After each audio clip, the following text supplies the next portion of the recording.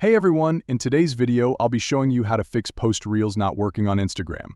With the latest update, Instagram introduced a new feature that allows you to pause and play reels easily. Let me demonstrate. When you open Instagram and navigate to the Reels section, you can now pause and play reels with a simple tap. If it's paused, tapping will play it, and vice versa.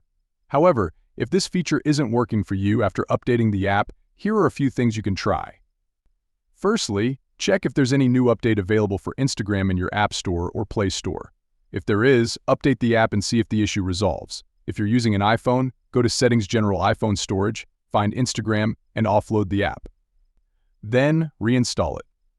For Android users, go to your app settings, clear the cache for Instagram, and reopen the app. Sometimes, new features roll out gradually, so if you don't have it yet, you might just need to wait. I've noticed this myself, where some accounts get new features earlier than others. If you found this video helpful, don't forget to like and subscribe for more content like this. Thanks for watching.